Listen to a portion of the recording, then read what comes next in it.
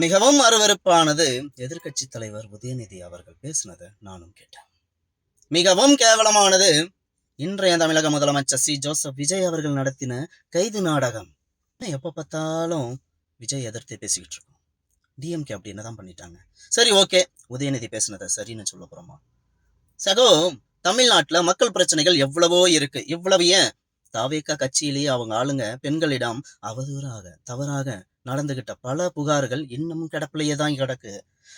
Joseph Vijay அவர்கள் action எடுக்கணும்னா அங்க இருந்து ஆரம்பிச்சு தொடர்ந்து இருந்திருக்கணும்.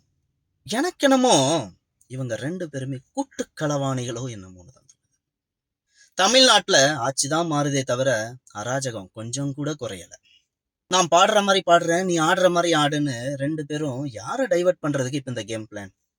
ஓடி பிடிச்சி விளையாடுற விளையாட்டெல்லாம் நாங்க எவ்வளவோ பார்த்துட்டோம் பிரதர்.